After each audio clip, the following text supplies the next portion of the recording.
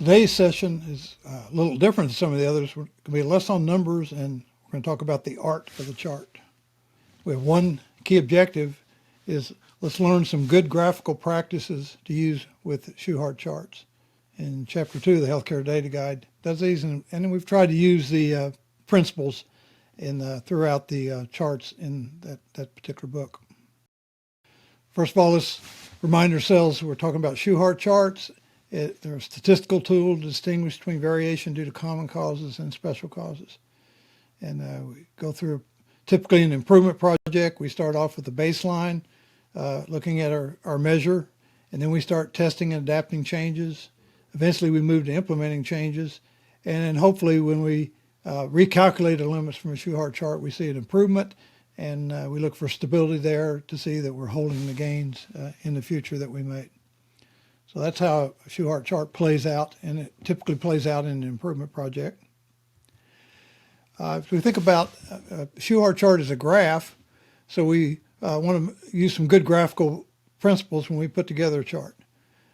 What's the overall idea is to present the data in a way that makes it easiest for users to learn from the variation in the data.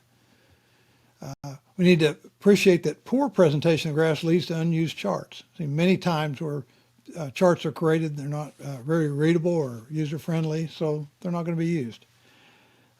Consider what a user not familiar with a data chart would need to see. So what would somebody come to that? And then apply the principles of good data visualization. One thing we've learned is that Shewhart charts should be rectangular, not square. And then a nice ratio that seems to work well for how people think is a 5-to-2 ratio. So the horizontal to vertical ratio being 5-to-2. Then I think the last principle is when we're trying to improve a system, we have multiple measures, and so therefore we're going to have multiple Shewhart charts.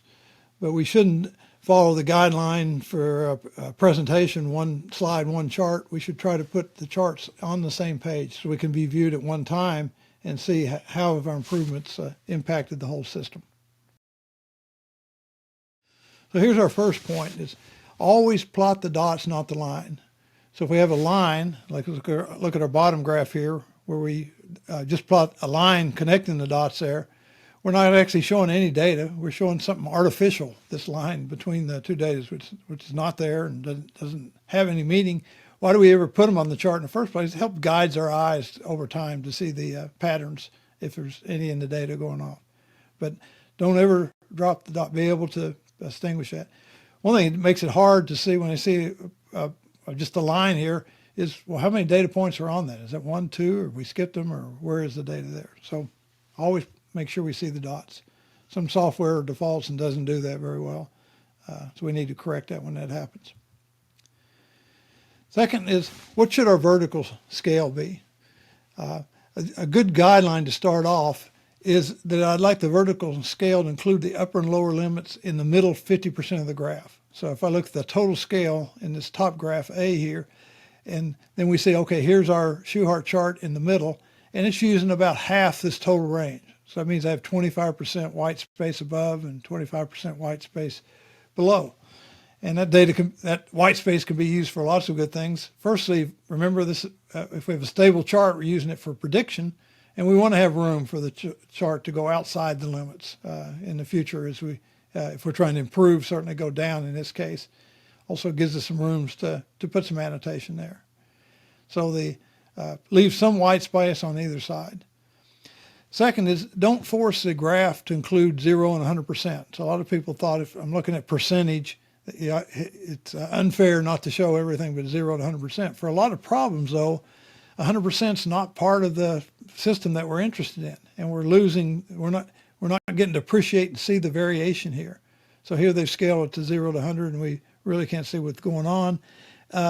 The bottom one here does just the opposite. Let's use the whole range there, and so you see the limits are almost on the outside there, and therefore it appears too crowded. It's still not user-friendly to learn from there.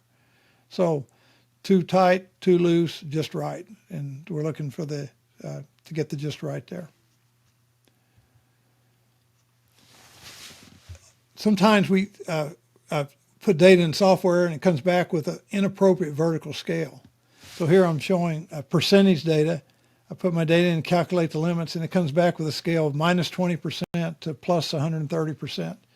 Okay, well, that we know percentage data can go maximum 0 to 100%, and so we would not ever want to plot data outside the range there. So 0, we're at the bottom. In this case, appropriate scale would go all the way to the 100. And we see when the limits calculate above 100, there we would show no limit on those. And certainly this whole period, there's no upper limit. Okay, so that's there. So pick a appropriate scale. Don't automatically default to 0 and 100 just because it's percentage data. The second example that where we plotting inappropriate data, we said mortality 0 to 100%. Well, mortality is not going to be 100%. That's not something we're interested in. It's not part of the problem. We're interested in seeing the variation. So do it with a scale that is more useful there. Follow the guidelines. Use 50% of the data, white space. Of course, when we're bucking up against 0 or bucking up 100%, we can't, there's no white space below the graph because that's the lowest value we can go to. Another thing that happens is actually including the data and including things like grid lines there. So we think about on our chart, how do we keep the chart clean, user-friendly, with readable labels on the line, but not with a bunch of extra stuff like targets, baselines, requirements on the charts there.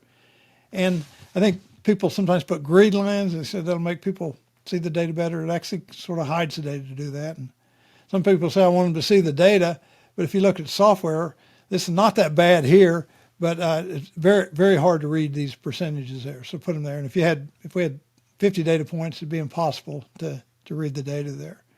So this example, the chart we're going to look at now, illustrates the overuse of grid lines and displays ineligible data that we're legible data that we're not going to learn from. Another thing is, what do we do about goals? We talked about goals or requirements or targets that we have. Sometimes when you're interpreting a chart, it's useful to know those, but we don't want to put them on a way to distract. So a lot of times people will put a goal line, say at 85% and draw it across here. Well, that leads to a lot of confusion. You know, we have a center line, we have upper limit, and we have a lower limit. Now we have this other line, the goal line there. Makes very chart hard to interpret there. I think one thing to always put on the chart is even if we don't have a goal, is to put the desired direction. So we see the arrow on the right, upper right here, that says this is a measure we want to go up.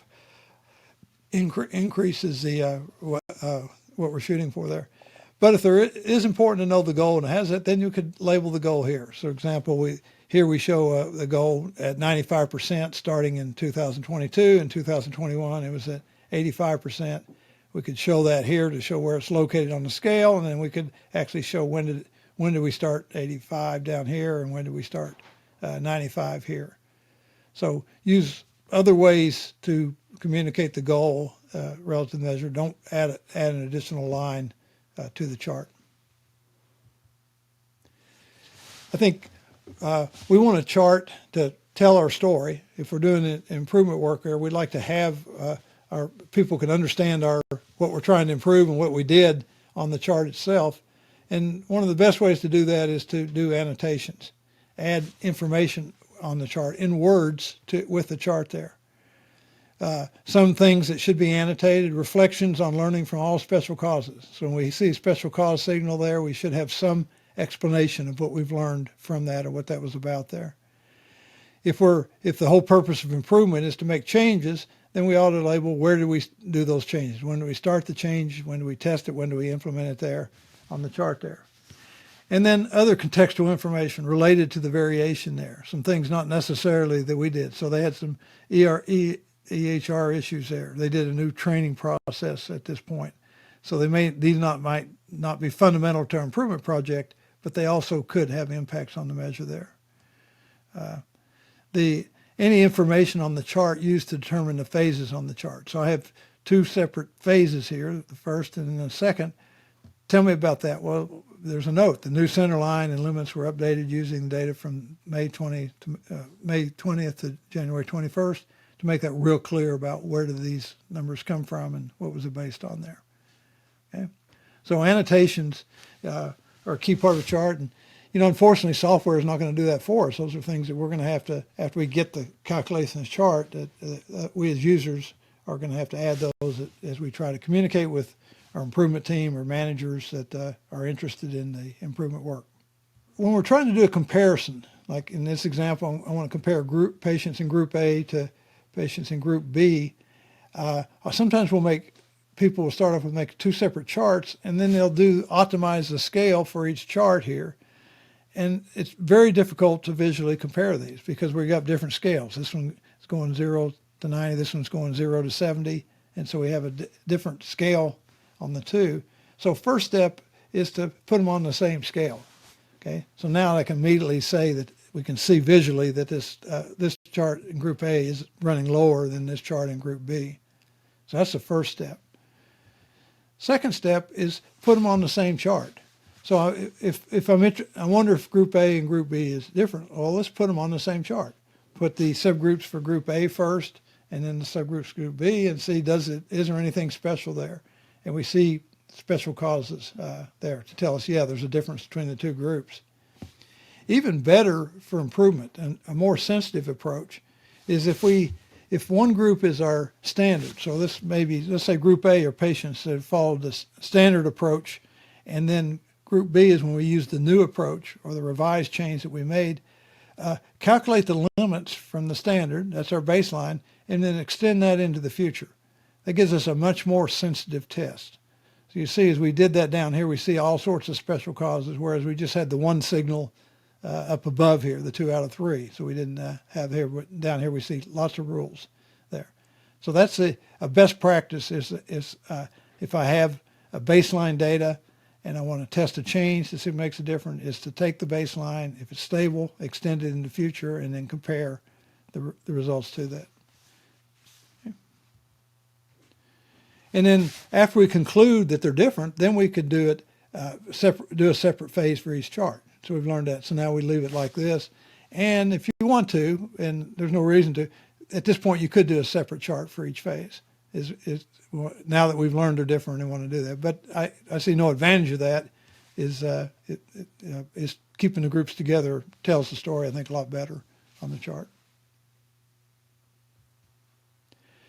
And I think the last point is one of the most important, is when improvement projects are trying to improve systems, and systems have to have multiple measures. We talked in one of the first lessons in this series about multiple measures, a family of measures for a chart of outcome, process, and balancing measures there.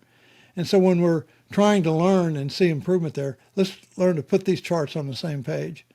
And it's a lot of software, some reason people aren't tuned to do that, so it doesn't happen automatically, and sometimes we have to do our own formatting to get them on a chart. But a format that takes the multiple measures from a process and puts them on the same chart allows us to see the whole story of the improvement project. Okay. So in summary, Shewhart charts are there to help us learn and take appropriate action. And so we need to use good graphical practice with the charts, make it easy for users to learn from the variation in data. First thing is make sure they see the dots, make sure they see the data, not just a line.